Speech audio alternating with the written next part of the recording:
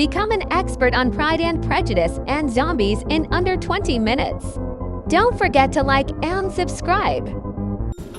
Picture this: chandeliers glowing, violins playing, and laughter echoing across the ballroom. Everything feels perfect, like a dream. Elizabeth Bennet and her sisters glide across the dance floor in their gowns. Then, out of nowhere, the doors crash open, the music stops. Guests freeze. As groans echo through the room, the smell of decay fills the air. Zombies burst through the crowd, knocking over tables and tearing into the feast. Panic breaks out, but Elizabeth doesn't hesitate and she grabs her sword. For the sake of my honor, I will strike down the unholy. The dance is ended, now the fight begins. Die, vile creature, die! This scene isn't just action, it's the heart of what makes this story so interesting. Pride, Prejudice, and Zombies combines elegance, fear, adversity to show how pride, class, and love survive even when civilization is falling apart. What might seem like a parody of the original version of Pride and Prejudice is actually just a deeper dive into human nature. Beneath all of the swords and the blood, it's still Jane Austen, just pushed to the edge of survival. And that's really what makes this so fun to explore. So guys, let's get into it. Most people know the classic novel Pride and Prejudice, but not everyone knows the zombie version. Pride and Prejudice and Zombies was written by Seth Grahame-Smith, an American author and film director who was encouraged by his editor to combine the manners of Austen's England story with the chaos of Gothic horror. He grew up surrounded by books. His mother was a successful editor, and his stepfather dealt rare books for a living. He started his career writing nonfiction in his late teenage years, but his editor quickly suggested a mix of the old and shocking. The idea was basically to take Austen's classic novel and add something as wild to it, just like the undead. Yeah. Plot summary. The story takes place in the 19th century, England, during the zombie plague. The Bennet family, they live in the countryside, and they're trying to keep their social status while training to fight. Elizabeth Bennet, a vital character in this story, is independent, fierce, and skilled in martial arts, as her father instilled these traits in her.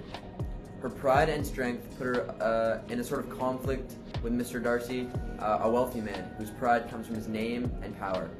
And it's also a man Elizabeth's mother would like for her to marry because of how powerful he is. What makes this story stand out is the ability to keep Austen's authentic themes about love, class, and pride, but places them in a world where survival decides who matters. Around the Bennet family, people still go to balls and talk about marriage, but they also carry weapons and risk their lives every day. The result is part romance, part horror, and a lot of drama. Pride runs through this story from start to finish. It defines the characters, binds them, and sometimes even saves them. The opening line sets the tone. It says, "It is a truth universally acknowledged that a zombie in possession of brains must be in want of more brains." This line kind of makes fun of greed.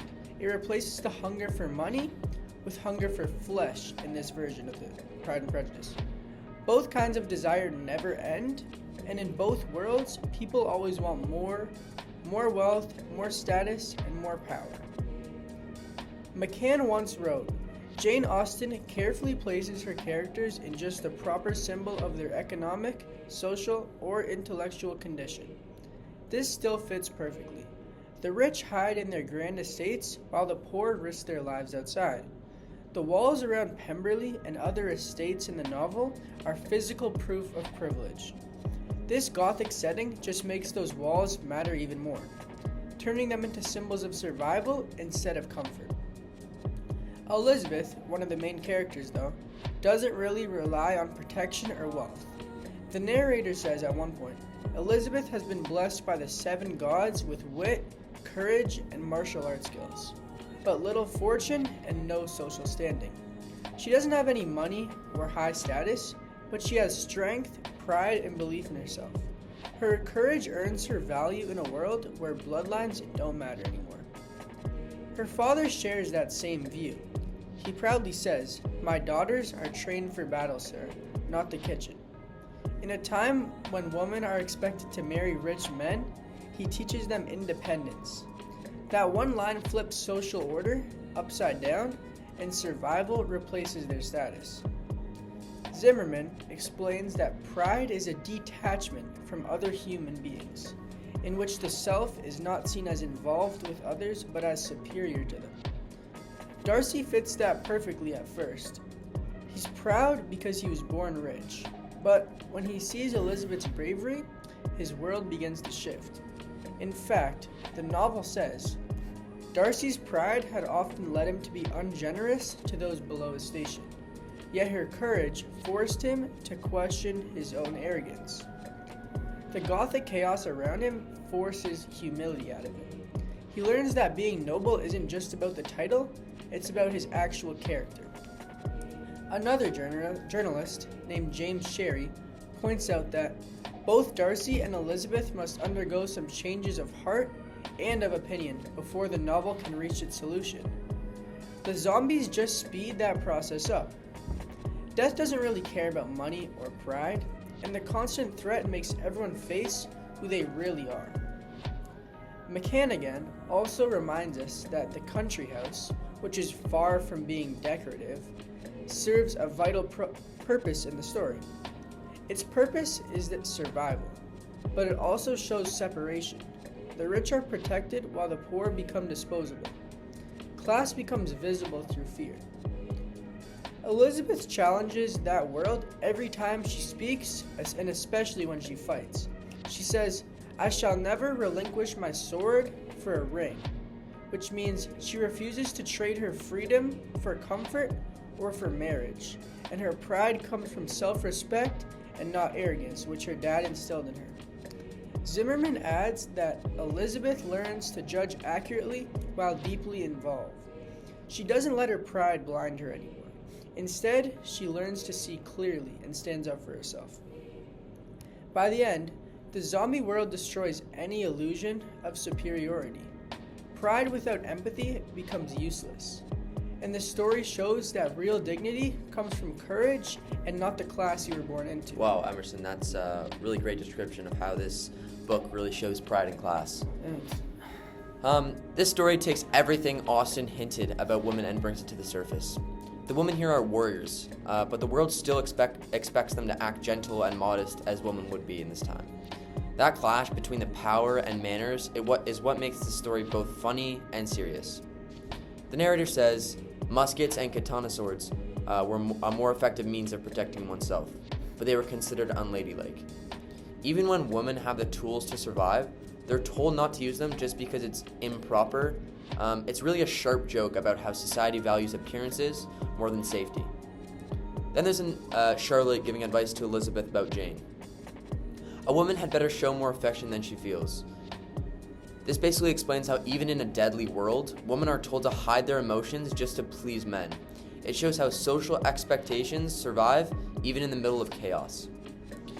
In an article, the author Cy, points out that Elizabeth, quote, walks 3 miles alone to Netherfield just to take care of her sick sister. That one action says everything about her independence. She doesn't wait for permission or protection. She doesn't do just what's right, which challenges every rule about how women should act in this time. In another article, Thapa writes that Mary, quote-unquote, Mary, being the only plain one in the family, worked hard for knowledge and accomplishments. This line really highlights how women are constantly compared and pressured to be perfect. They need looks, intelligence, grace. They really have to have it all just to be considered enough.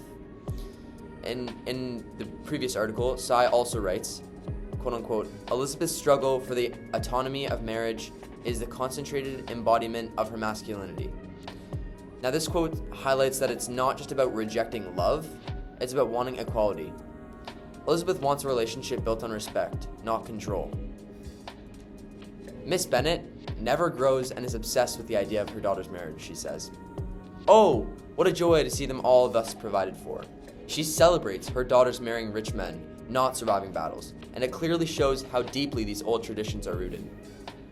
And then there's a line in the novel which perfectly mocks society's priorities. Well, you wouldn't want to look unladylike when you're fighting a zombie, now would you? It's really dark humor, but it points out how ridiculous it is to care about image when the world is falling apart in this zombie-filled action. In another article, Thapa adds, While other women are crippled by the power of marriage, Elizabeth refuses to yield. And that's exactly why Elizabeth stands out in this novel. Her strength becomes the story's moral center. And even though she's tough, she's still human, and she still is a woman. The tumult of her mind was now painfully great. She sat down and cried for half an hour. This quote is really a moment that states, being strong doesn't mean you never fall apart. It means you can get back up after you fall apart. In another article, Jinzu Sai said that this lovely and cheerful young girl still kept the vision of love in her heart. Even with all the chaos and being portrayed as a fighter, she holds on to the hope, and that's real strength. Not the kind that comes from fighting, but one that comes staying true to your own beliefs and yourself. The Gothic tone really takes those gender limits and makes them look absurd. The women who were supposed to be polite become the protectors, and the men who thought they were in charge learn what real strength looks like. The Gothic genre always comes back to fear, and this story doesn't hold back. Death, decay, and violence aren't just background, they impact and shape every choice the characters make. Early in the book, the narrator notes, from a corner of the room, Mr. Darcy watched Elizabeth and her sisters work their way outward, beheading zombie after zombie. This moment shows how the Gothic literature mixes grace and horror. Elizabeth's skill earns admiration and not fear. Her violence becomes proof of her worth. Later in the story, it's seen going even further down this dark road on the undead, as Elizabeth flung her katana across the dojo, withdrew her hand with the ninja's heart still beating in it. It's shocking, but it's symbolic. In Austen's original world, words had power. Here, action does, and Elizabeth's violence becomes her most obvious trait. Then, the story twists morality. Elizabeth could not help but feel a sense of joy as she watched cage after cage of zombies burn. That joy is disturbing. It shows how violence changes her inside. She's still a hero, but she's also hardened. The Gothic wants us to feel that discomfort, to question what happens to our inner selves when violence becomes normal. Her confrontation with Lady Catherine captures that perfectly. Elizabeth backed Lady Catherine against a wall and held the tip of her sword to the wrinkled throat. The power of rank disappears. Everyone becomes equal when survival is the only goal. Then, here comes the most chilling line. Let them burn. Let them have a taste of eternity. God has no mercy, and neither must we.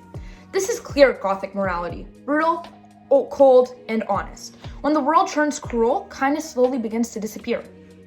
Adams criticizes the book by saying Grahame-Smith's peculiar end missions obscure much of the context that gives Austen's style meaning. After all, he is right in a way, as the calm tone of the novel is gone. However, what replaces it reveals something even more significant. The horror tears away politeness and shows the fear hiding underneath. Adams also notes that the book appeals to those who want to see Elizabeth wipe out the zombie menace. This action is exciting, but it hides something darker, which is a fascination with chaos. Pilot and Cohen also write that humans must stare into the blank eyes of their former loved ones and ask whether humanity still persists. That's the question of the center of all Gothic stories. What makes us human when compassion starts to fade? Leah says, Gothic fiction exaggerates to reveal truth. The blood and violence aren't just for shock value. They show us what happens when morality, class, and identity collapse. The Gothic world in Pride and Prejudice and Zombies forces everyone to face what's real when all the rules disappear. It's not about monsters at all. It's about what people become when fear takes over. So, after all, when you look past the zombies, this story isn't really about monsters at all. It's more about the people in them. It takes the same social world that Jane Austen built 250 years ago and throws it into chaos to see what survives. Pride, class, and love and control are all things that get tested when danger is in the play, and that's what the zombies give. The Gothic tone forces every character to confront what their values actually mean when fear replaces comfort. Yeah, that's a great way to put it, Emerson.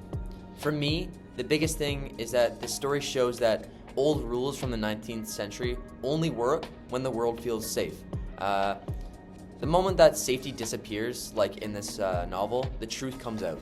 Women who are supposed to be silent turn into the protectors, and the rich, who thought they were untouchable, realize that money can't save them.